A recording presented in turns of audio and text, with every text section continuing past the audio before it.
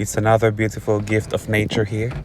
This plant is called Viper's Buglus. As you can see, the flowers are so beautiful. It's colored blue. And these plants just grew here without being planted. How amazing and wonderful.